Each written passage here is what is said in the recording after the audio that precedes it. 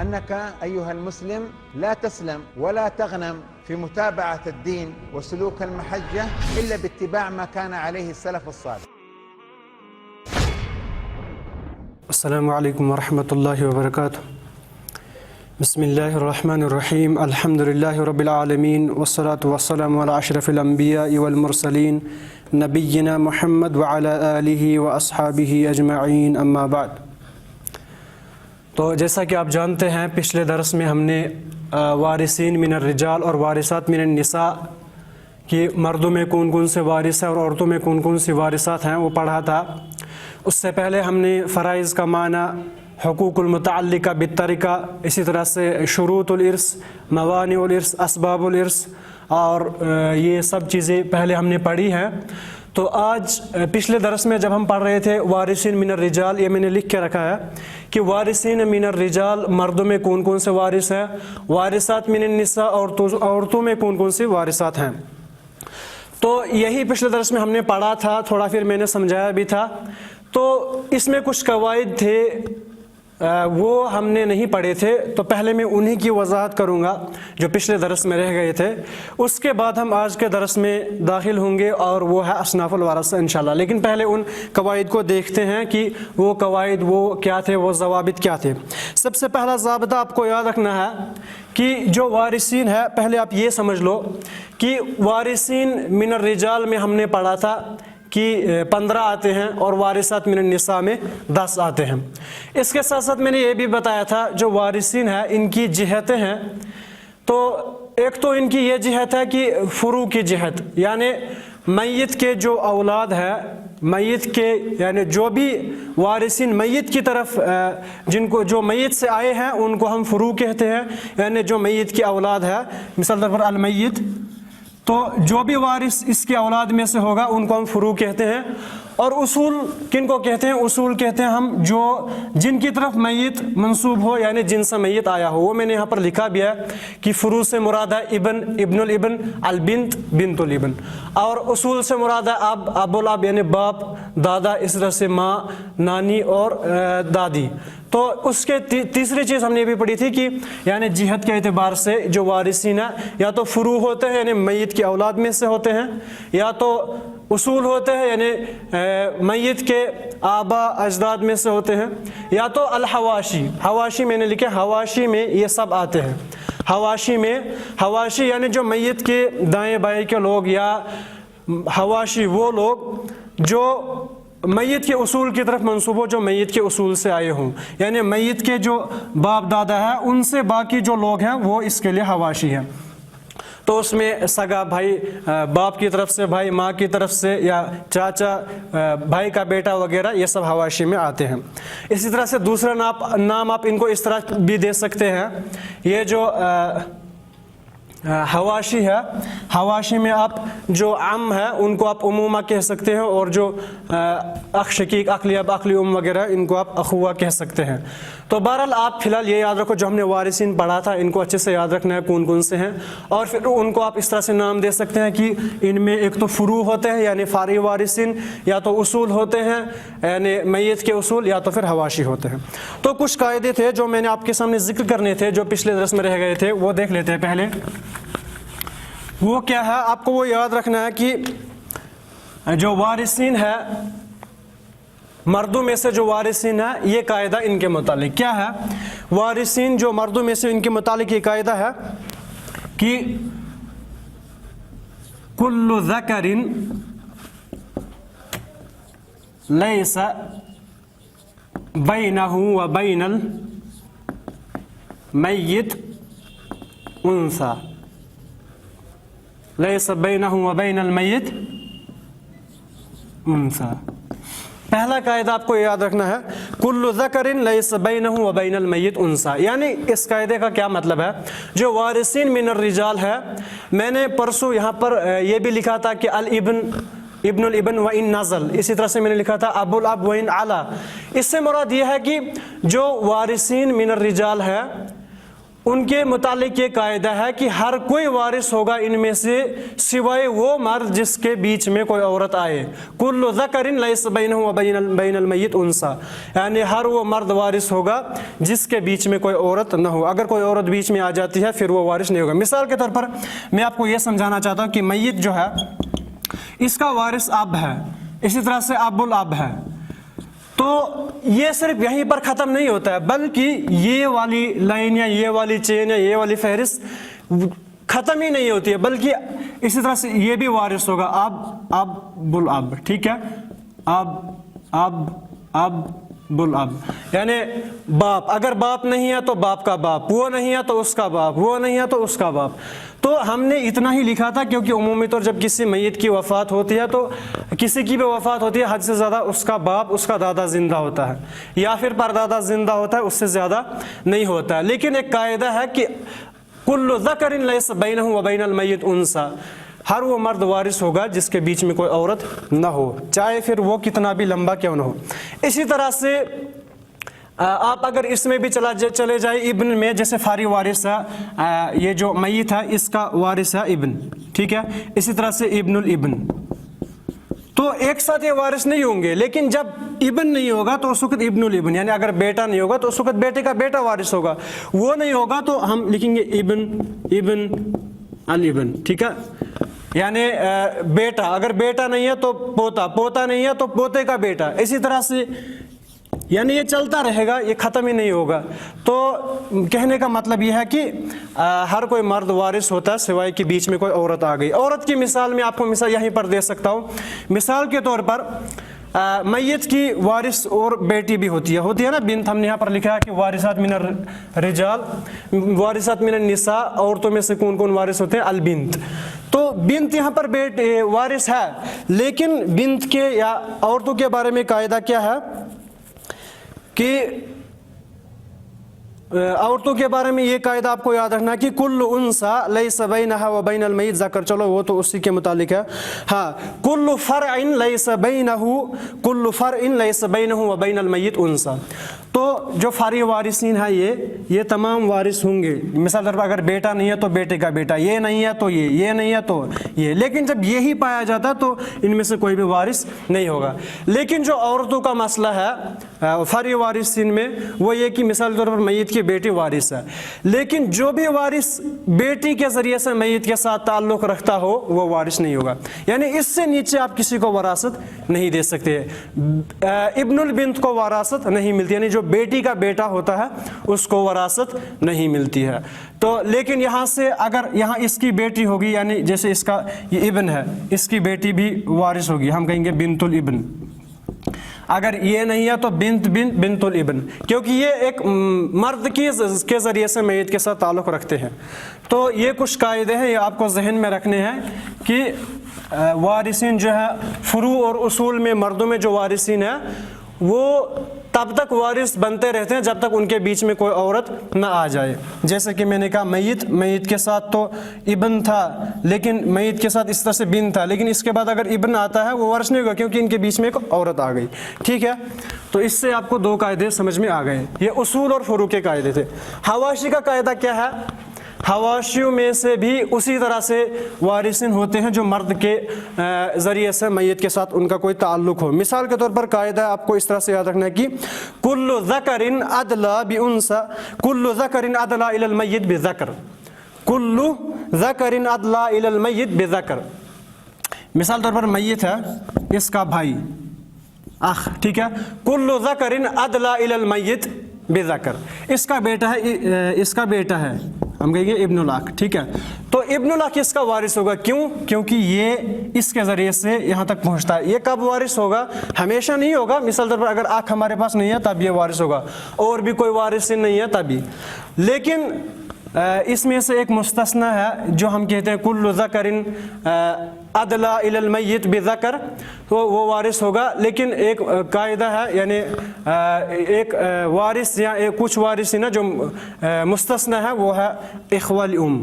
اخوہ لام وہ میت کے وارثین میں سے شمار ہوتے ہیں، جبکہ وہ ایک عورت کی وجہ سے میت کے ساتھ ان کا تعلق ہوتا ہے، یعنی اخوالی کسی میت کے بھائی لیکن ماں کی طرف سے بھائی، جو ہم نے یہاں پر لکھے ہیں الاخ لام۔ تو بہرحال آپ یہ یاد رکھو کہ فروع اور اصول میں قاعدہ یہ ہے کہ ہر کوئی مرد وارث ہوگا الا کہ کوئی مرد عورت کے ذریعے سے میت کے ساتھ تعلق رکھتا ہو۔ تو حواشی میں بھی اسی طرح سے قاعدہ ہے کہ ہر کوئی مرد وارث ہوگا جو مرد کے ذریعے سے تعلق رکھتا ہوگا، الا کہ جو اخوالی ہوں گے، تو ان کی وضاحت اور انشاءاللہ اپنی جگہ پر آئے گی۔ تو ان قواعد کو ہم زیادہ نہیں بڑھائیں گے، آپ کو فی الحال آپ کو اس طرح سے یاد رکھنا ہے کہ اتنے سارے وارثین ہمیں ہیں، مردوں میں سے 15 ہیں اور عورتوں میں 10 ہیں، آپ فی الحال یہ یاد رکھیے۔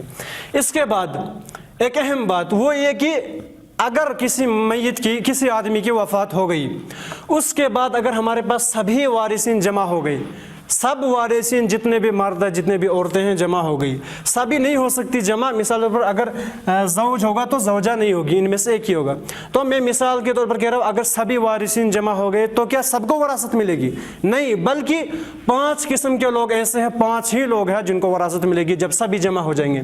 یعنی کسی کی وفات ہوگی، اس کا بیٹا بھی ہے، بیٹے کا بیٹا بھی ہے، باپ بھی ہے، دادا بھی ہے، ماں بھی ہے، بہن بھی ہے، باپ کی طرف سے بہن بھی ہے، چاچا بھی ہے، اسی طرح سے اس کی بیوی بھی ہے، تو اس وقت ہمارے پاس 5 وارثین جو وراثت پائیں گے۔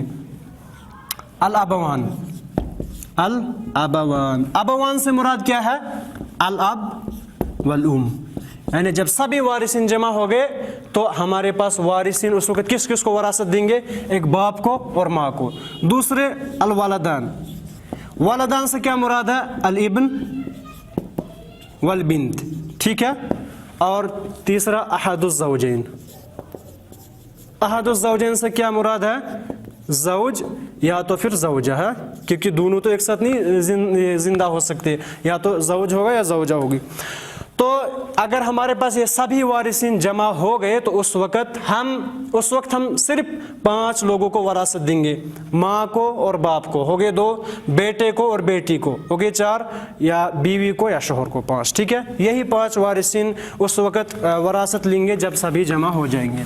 تو یہ ہمارا پرانا درس تھا، تو اس کے متعلق آپ کو یاد رکھنے والی بات اتنی ہے، اہم بات وہ یہ وارثین کتنے ہیں، آپ کو اچھی طرح سے ذہن میں رکھنا ہے کہ کون سے وارثین ہیں۔ تو اب ہم آج کے موضوع کی طرف آتے ہیں، وہ یہ ہے کہ آج کا موضوع ہمارے پاس اصناف الورثہ، اصناف الورثہ، وارثین جو ہے ان کی کتنی قسمیں ہیں، کس اعتبار سے وراثت لینے کے اعتبار سے ان کی کتنی قسمیں ہیں۔ تو اس اعتبار سے ہمارے پاس 3 قسمیں، یعنی جو وارثین ہیں ہمارے پاس ٹوٹل کس اعتبار سے ان کو وراثت ملتی ہے، آپ کو اور زیادہ سمجھ میں آئے گی آگے چل کر۔ تو 3 قسموں سے وراثت لیتے ہیں وارثین۔ سب سے پہلی قسم ہمارے پاس ہے اصحاب الفروض، اصحاب الفروض۔ تو پہلے یہ سمجھتے ہیں اصحاب الفروض سے کیا مراد ہے، یعنی جو وارثین ہیں ان میں سے کچھ ورثہ ایسے جو اصحاب الفروض ہیں، جو وراثت لیتے ہیں فرضاً۔ اصحاب الفروض یعنی وراثت لیتے ہیں لیکن فرضاً۔ تو اسی لیے جب آپ کو کہا جائے گا اصحاب الفروض کیا ہے، ہم کہیں گے اصحاب الفروض یہ ہے کہ ان کے بارے میں یہ ہے کہ وہ کس طرح سے وراثت لیتے ہیں۔ ان کی وراثت نصیب مقدر شرعاً، یعنی جو اصحاب الفروض ہے جو فرضاً وراثت لیتے ہیں، وہ کون سے وارثین ہیں؟ وہ وارثین ہیں جو وراثت لیتے ہیں لیکن جو کچھ جتنا اللہ تعالیٰ نے ذکر کیا قرآن کریم میں، یعنی ان کے لیے ایک خاص ایک مختص حصہ ہے جو اصحاب الفروض لیتے ہیں۔ یعنی وارثین جو ہیں ان میں سے کچھ وارثین ایسے ہیں جو حصہ اتنا ہی لیتے ہیں جتنا قرآن میں ان کے حصے کے بارے میں ذکر ہوا ہے، اس سے زیادہ نہیں لیتے۔ تو اصحاب الفروض سے مراد ہے وہ وارثین جو وراثت فرضاً لیتے ہیں، یعنی ان کا حصہ جو ہے وہ پہلے سے ہی متعین کیا ہوا ہے، اس سے زیادہ وہ نہیں لے سکتے ہیں۔ اس کے متعلق قرآن میں آیا، اللہ تعالیٰ نے بیان فرمایا یعنی جو فروض ہیں، فروض مقدرہ ہے، اللہ تعالیٰ نے کتنا حصہ وارثین کے لیے رکھا ہے، وہ ہم بعد میں پڑھیں گے کون وارث کتنا حصہ لے گا، لیکن جو اصحاب الفروض ہیں وہ اتنا ہی حصہ لیتے ہیں جتنا قرآن کریم میں ذکر ہوا ہے۔ تو قرآن کریم میں کون سے حصے ذکر ہوئے ہیں؟ ایک تو 1/2 ذکر ہوا ہے، ٹھیک ہے۔ اسی طرح سے 1/4، 1/2 کے بارے میں اللہ تعالیٰ نے یہ سب ان کے جو فروض مقدرہ ہے ان کے متعلق اللہ تعالیٰ نے سورہ نساء میں آیت نمبر 11 اور 12 میں اس کا ذکر کیا ہے۔ نصف کے متعلق اللہ تعالیٰ نے فرمایا وَلَكُمْ نِصْفُ مَا تَرَكَ أَزْوَاجُكُمْ۔ اسی طرح سے اس وقت میں آپ کو یہ نہیں کہوں گا کہ نصف والے کون سے ہیں، مطلب میں آپ کو یہ کہہ رہا ہوں کہ جو فروض مقدرہ ہے وہ قرآن کریم میں ذکر ہے، وہ ٹوٹل 6 ہے، اس سے زیادہ نہیں ہے۔ 1/2 ہے، ٹھیک ہے۔ اسی طرح سے 1/4 ہے اور 1/8 ہے، یعنی نصف، ربع چوتھا حصہ اور ثمن 8واں حصہ۔ اسی طرح سے ہمارے پاس ہے 1/6 چھٹا حصہ، اس کو سدس کہتے ہیں۔ اسی طرح سے ثلث، ٹھیک ہے، تیسرا حصہ، اور اسی طرح سے ثلثین 2/3 2/3۔ تو قرآن کریم میں صرف اتنے ہی فروض مقدرہ ہے جن کا اللہ تعالیٰ نے ذکر کیا ہے۔ تو جو بھی وارثین، ان میں سے جو بھی وارثین ان فروض مقدرہ کے طور پر وراثت لیتے ہیں تو وہی اصحاب الفروض ہے، یعنی جن وارثین کو اللہ تعالیٰ نے جتنا حصہ ذکر کیا ہے، یعنی خاص ذکر کیا ہے ان وارثین کے لیے، تو وہی اصحاب الفروض ہے۔ اب نصف میں کون آتا ہے، یعنی نصف کون لیتا ہے، ربع کون لیتا ہے، یعنی آدھا مال کون لیتا ہے، چوتھا حصہ کون لیتا ہے، 8واں حصہ کون لیتا ہے، چھٹواں کون لیتا ہے، اچھا تیسرا حصہ کون لیتا ہے، اور ثلثین یعنی 2/3 حصہ کون لیتا ہے، وہ ہم بعد میں پڑھیں گے۔ تو مجھے امید ہے آپ کو یہ سمجھ میں آیا ہوگا کہ جو وارثین ہیں یہ وراثت کس اعتبار سے لیتے ہیں، 3، یعنی ان کے 2 قسمیں ہیں یا 3 قسمیں۔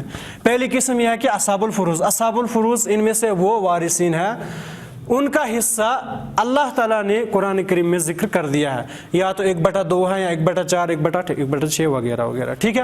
تو دوسری قسم کون سی ہمارے پاس؟ دوسری قسم ہے ہمارے پاس، پہلی قسم تھی بالفرض، جو فرضاً حصہ لیتے ہیں، یعنی ان کے لیے 1/2 ہے 1/8 ہے۔ دوسری قسم ہے ہمارے پاس جو بالتعصیب حصہ لیتے ہیں لیکن بالتعصیب،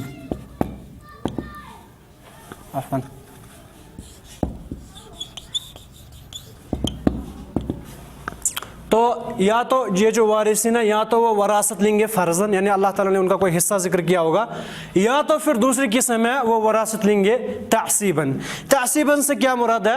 عصبہ یعنی عصبہ، جیسے ہم نے ان کو کہا نصیبن، ان کو ہم نے لکھا تھا نصیب مقدر شرعاً، ٹھیک ہے، شرعی طور پر ان کا حصہ مقرر ہے، وہی اصحاب الفروض ہے۔ اصحاب التعصیب یا تعصیباً کون وراثت لیتے ہیں؟ ان کے متعلق آپ یاد رکھو، نصیب ان کا بھی حصہ ہوتا ہے لیکن غیر مقدر ہوتا ہے، غیر مقدر شرعاً، یعنی شریعت میں ان کا کوئی خاص حصہ متعین نہیں ہے۔ یعنی جب کسی آدمی کی وفات ہو جائے گی تو سب سے پہلے ہم دیکھیں گے کہ کون سے وارثین ایسے ہیں اس کے جن کا حصہ اللہ تعالیٰ نے قرآن کریم میں ذکر کیا ہے، تو ان کو دینے کے بعد اگر ہمارے پاس کچھ بچتا ہے اس کے بعد ہم ان ورثہ کو دیں گے جو اصحاب التعصیب ہے۔ یعنی آپ سمجھ لو اصحاب التعصیب وہ وارثین ہیں جن کا حصہ اللہ تعالیٰ نے متعین نہیں کیا ہے، یعنی ان کا حصہ کبھی کبھار وہ سارا مال لیتے ہیں۔ مثال طور پر ایک میت ہے، اس کی وفات ہوئی تو یعنی ایک آدمی کی وفات ہوئی تو اس کا صرف بیٹا ہی ہے اور کوئی نہیں ہے، صرف بیٹا زندہ ہے، تو جتنا بھی اس کا مال ہے، ان وارثین میں صرف بیٹا زندہ ہے، تو جتنا بھی اس کا مال ہے وہ سب کون لے گا؟ وہ بیٹا لے جائے گا۔ یعنی اصحاب التعصیب ایسے وارثین ہیں وہ کبھی کبھار سارا مال لے جاتے ہیں لیکن کبھی کبھار کچھ بھی نہیں لیتے، کبھی ان کے لیے بچتا ہی نہیں ہے، کیونکہ اللہ تعالیٰ نے اسی لیے اصحاب الفروض کا حصہ پہلے ہی ذکر کیا تاکہ ان کو پہلے دیا جائے، باقی جو بچے گا وہ اصحاب التعصیب کو ملے گا۔ جبکہ ہم دیکھتے ہیں اصحاب التعصیب میں ابن آتا ہے اور ابن میت کا سب سے قریبی یعنی وارث ہے اور وہ بھی اصحاب التعصیب میں سے ہے۔ کبھی کبھار آدھا حصہ لیتے ہیں, کبھی کچھ بھی نہیں لیتے ہیں. یعنی پہلے ہم ان ورثہ کو دیں گے جو جن کا اللہ تعالیٰ نے قرآن کریم میں حصہ ذکر کیا ہے, تو اس کے بعد جو کچھ بچے گا وہ ہم ان وارثین کو دیں گے جو اصحاب التعصیب ہے. اصحاب التعصیب میں کون کون آتا ہے, کون کون سے وارثین اصحاب التعصیب ہے, وہ بھی ہم بعد میں پڑھیں گے. ابھی میں آپ کو یہ سمجھانے کی کوشش کر رہا ہوں, جو وارثین ہوتے ہیں وہ جب وراثت لیتے ہیں تو دو طریقوں سے وراثت لیتے ہیں. یا تو وراثت وہ فرضاً لیں گے, فرضاً یعنی کہ اللہ تعالیٰ نے ان کا حصہ متعین کر دیا ہوگا کہ ان کا حصہ کون سا ہے, یا تو 1/2 ہوگا, 1/4 یا 1/8 ہوگا, یا پھر 1/3 یا 1/6 یا 2/3. یہی 6 حصے ہیں قرآن کریم میں جو اصحاب الفروض کو ملتے ہیں. تو وارثین بالتعصیب یا اصحاب التعصیب سے کیا مراد ہے؟ اصحاب التعصیب سے مراد ہے وہ وارثین جن کا حصہ اللہ تعالیٰ نے, اللہ کے نبی صلی اللہ علیہ وسلم نے متعین نہیں کیا ہے. ان کو تبھی ملے گا جب اصحاب الفروض کو ہم دے دیں گے, پھر اگر کچھ بچتا ہے تو ان کو دیں گے, یا اگر ان میں سے جب کوئی نہیں ہوگا اصحاب الفروض میں سے تب یہ سارا مال لے جائیں گے. اچھا, ایک اور قسم ہے ہمارے پاس یہاں پر, وہ ہے وہ تیسری قسم ہے.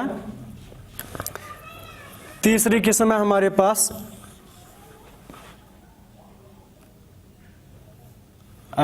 ذوی الارحام. ذوی الارحام, ذوی الارحام یہ حقیقتاً یہ اصل میں وارثین نہیں ہے, یہ اصل میں وارثین نہیں ہے. ذوی الارحام سے مراد ہے ایسے وارثین, یعنی شرعاً یہ بیان فرماتے ہیں علماء ذوی الارحام کی کن کو کہا جائے گا. القریب الذی, القریب لکھ لیتے ہیں یہاں پر, القریب الذی, القریب الذی لیس بصاحب فرض ولا تعصیب.